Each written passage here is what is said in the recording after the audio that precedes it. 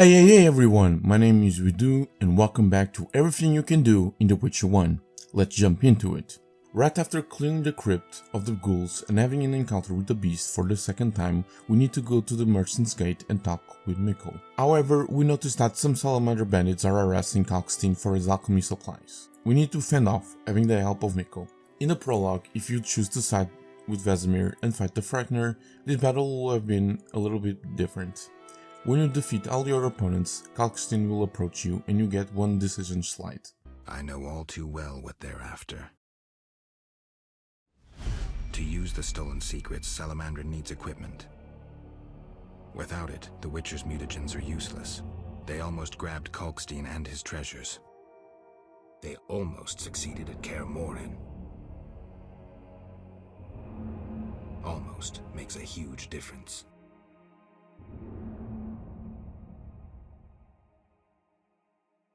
If I'd stayed and fought the Frightener with Vesemir, I might have faced a different threat today. Then you immediately talk with Mikkel, and he gives you a journal entry for the mysterious mage. You can talk with him about the ghoul problem in the crypt, notifying him that there was a dead girl, and we get to know that she is none other than Ilsa, Mikkel's lover. He will say that Geralt is a bad omen, and doesn't want to talk with him anymore, finishing Buried Memories. You can feed two birds with one seed and talk with Kalkstein, giving him the required ghoul blood, finishing the ghoul contract. If you miss the Basics of Alchemy book, Kalkstein will give you the book as an added bonus. You can loot the remains of the salamander bandits to get some orange, food and salamander brooches. Go to the campfire next to the ridge. Before meditating, drink the Frightener's vision that we brewed in the last episode. This will grant you a bronze talent. If you have the ingredients, brew some potions as well. I brewed a cat potion and a couple of solo potions. When allocating your talents, do as you please, but spend one talent point in herbalism in intelligence 3. This talent allows you to identify and harvest plants, which will be needed in this chapter and in the later ones. After this talent point was spent, I spent the other ones on stamina, intelligence and the remaining one in the Igni tree. Meditate until it's daytime. Try to collect at least 5 celandine because it will be needed in the later chapters. Between the inn and the town hall, there will be a peasant woman dressed in yellow and green that talks about the former lover and tulips. With this information, and if you picked up the tulips from the body near the inn, you could put 2 and 2 together and realize that the other man was her former lover. Give the tulips to the girl and you can get their second romance card of the outskirts and the third overall in the game. Still between the town hall and the outskirts, there are 3 old women, one dressed in blue, another in yellow, and the other one in red. They can give you copious amounts of journal entries for plants and 2 for monsters and their loot. Of course you can buy the books, but they cost a lot of orens, and despite the fact you can get the money back with a lot of ease, this information can be offered to you by exchanging pieces of food that can be found during your adventures. This is a little bit tricky to do because I only encountered 2 at the same time, and if you talk with one once, you need to find the other ones. After talking to them once, you can enter and exit the houses around the area to refresh the dialogue. These ladies gives us the journal entry for barbican fruit, bergertic blossoms, white myrtle petals, bellis fruit, wolf's aloe, verbena, and echinopsis and their lootables. After everything, loot at least 5 white myrtle petals because we will need it later. Go to the fishing village to meditate until it's nighttime. Go to the other side, close to the old mill, where you had your rendezvous with Vesna Ud, and you will encounter various drowners and a special one, Nadir, a drowned dead, and the monster of the lake. This encounter will only happen if you didn't start or did finish the quest for Aaron Brock, Strangers in the Night. Upon defeating him, loot his head, and you will start Monster of the Lake. Crossing the bridge to the other side, you will encounter a cave beneath the city walls. Be sure to save the game and use the cat potion that you brewed for better visibility. In this cave, you will encounter various echinops, so be wary, because they can kill you with poison from afar. A tip for fighting echinops is to use Igni on them, use strong style, and use a swallow potion when you use 1/4 of your health. After dispatching every single one, there will be one with human remains, the same remains that Declan of Varden asks us to collect. Get also Echinops root stocks for later. Exit the cave and make a detour to the Royal Huntsman. and give him Nadir's head, finishing Monster of the Lake. While the cat potion is still in effect, go straight to the crypt. Only after finishing Michael's quest, buried memories, a new path will open in the crypt so you can explore more. There will be only ghouls in this cave and a lot of loot that you can use for profit. In the final chamber, you need to use art, so save your game and try to get to full health before anything else. In that chamber, you will encounter Osrel, the nasty Alghoul that is haunting the crypt. This fight is hard, so a tip for this fight is to use art to either knock him down or stun him to use coup de grace. Dispatch him, and after looting his head, you will start King of the Crypt. There will be a lot of loot in the chest, granting you a torch, jewels, and a red meteorite. Exit the crypt and meditate. I spent my points in the strong steel tree. Go to the inn and if you desire, sell some stuff to the vendors. Talk with Declan Novarden and inform him that you have his friend's remains. He will then ask you to make a burial for him underneath the Reverend's chapel. Before going to the Reverend's chapel, go to the Royal Huntsman and give him Osrel's head, finishing King of the Crypt. Go in the direction of the inn, but take a right, and you will see an archway with the house. This is Odo's house, the final member of the outskirts that we need to gain the trust of. Before talking to him, Geralt will take notice of the armor being shown. From the blood and dents, this armor's a warrior's. But this fatso's more familiar with tankard than sword. Talking to him, select first the Dice Poker option so you can play with him. He is the third and final Dice Poker player from the outskirts that can advance the quest Dice Poker the Novice. After beating him, Geralt can inquire him about any tasks that he needs some help with. He says that he is having a garden problem. He and Geralt haggle about the price, whilst drinking some hard alcohol, starting the secret garden. Geralt is in a drunken state and needs to kill 2 Echinops. This can be very tricky, so use Igni and Strong Style. After defeating them, enter once again Odo's house, informing him about what happened. He gives you your reward, finishing the secret garden, and after exiting the house, you'll see Odo's dog barking. If you investigate the journal entry for the Echinops, it will say, monstrous plants born of curses which grow in places where terrible crimes have been committed, if the crime in question was never atoned for. So the question is, what was the crime in Odo's? After exiting Odo's estate, the beast will appear once again, summoning more bar guests to fight Geralt. There's a campfire near Odo's house, so meditate until it's daytime. With all this done, go to the Reverend's house and you can turn everything in, such as telling him that you did light all the internal fire shrines, realizing that didn't stop the beast from hunting the outskirts. The Reverend will ask you to talk with Abigail. You can also say that you helped Aaron, Mikkel and Odo with their tasks, earning their and the village's trust. You can hand over free Drowner rent to complete the Drowner contract, and finally you can request to do a burial for Declan Lovarden's friend, and he will allow you to use the sarcophagus beneath the chapel of the Internal Flyer. Going to the Undercroft, you can put the remains in the sarcophagus and the King of the Wild Hunt appears, confronting Geralt. You can choose any option, but are responded with death. The Spectre of Leo is summoned, taunting us and battling us, giving us journal entries for the King of the Wild Hunt and Leo. This can be an easy fight if you use your signs and fast style. Loot the remains of Leo to get a red meteorite.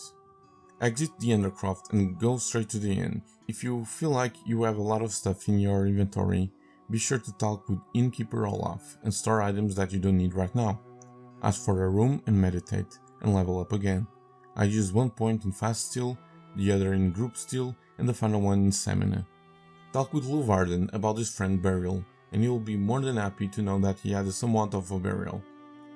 This finishes End of the Past. Now we only have 2 quests in the journal. Go to Abigail and speak with her about the Reverend's worries. She will ask you to collect 5 white myrtle petals, but if you have been collecting every now and then, you will have enough. She will brew a potion for Alvin and she needs some time to do so. You only need to re-enter the house and you will be done. Tastes bitter. No complaining. Now, speak. Abigail, I'm afraid. Why'd they skin the puppy? Why'd they hurt him? He was gentle, he hurt no one. And the girl from outside the village, she screamed horribly, unlike any human. Bad children, torturing the witch's puppy again. Innocent blood. Evil faces twisted by drink and desire. Plow her well. Show her you're a man. Blood-stained gold. The beast is born! Death. The final judgment.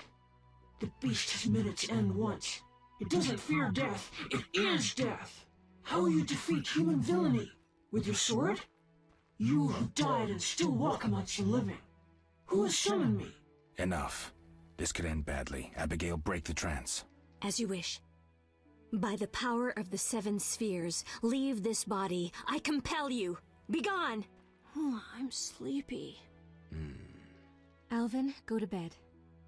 Geralt, another Witcher, Berengar, preceded you.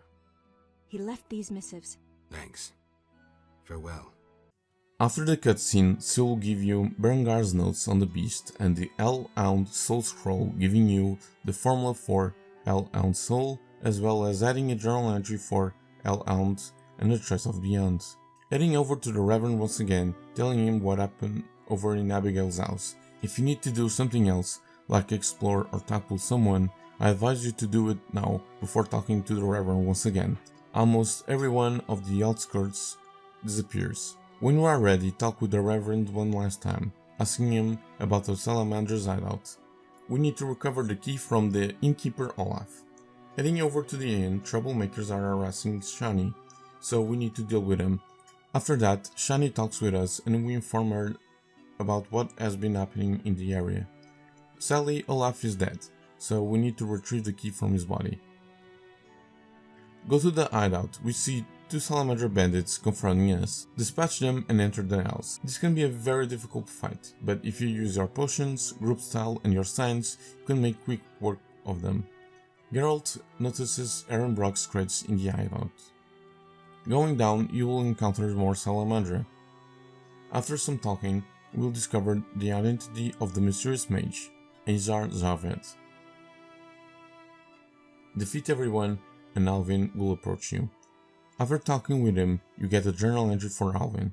One of the salamander bandits has a book of the Tiny Owl, and after reading it, you can get a journal entries for blindweed and white honey. Lastly, there's a container with various loot, including a blue meteorite. Use art on the wall and you will encounter Abigail. You talk with her saying you will defend her, and if you select the correct dialogue option, you can get the 3rd and final romance card of the outskirts and 4th overall in the game. After that, go outside and every citizen of the outskirts will be out to lynch Abigail. You need to decide to side with the Reverend and his people or side with her. I chose to side with her because despite Abigail not helping so much the townsfolk, she's not the direct cause of the beast's sing. The townsfolk are.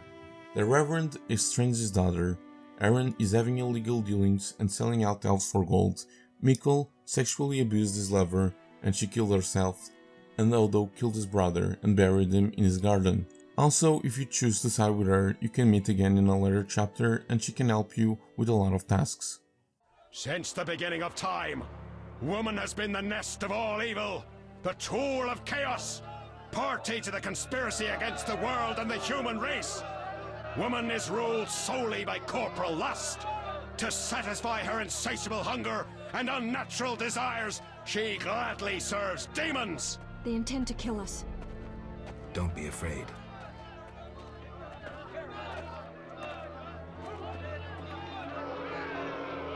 There she is! Burn the foul witch! No one is burning anyone. Friends, they wish to scare us. Fear not! They're helpless as long as we stand together! Is that so? Begone, Witcher, and leave the witch, or we'll burn you too. I'd like to see you try, pleb. Ah! Shove off, and maybe I'll let you be. You have 2 options. Wait until I leave and then murder Abigail, but then I'll come back. I'll slay every lice-ridden peasant, anything that moves and can't climb a tree. Or you can try to lead honorable lives, clear your conscience, start again, like humans. The choice is yours.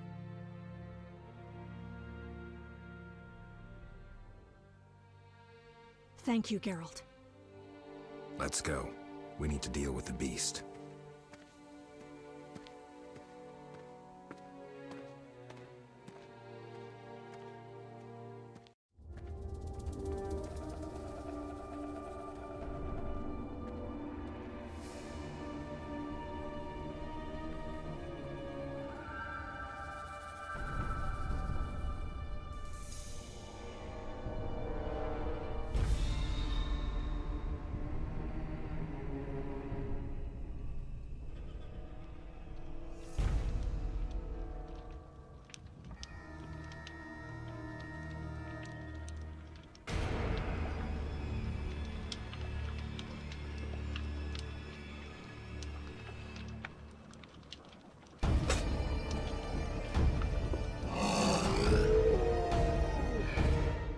After the cutscene, we are now confronting the beast. This is a very difficult fight, but we have the help of Abigail healing us when we require it.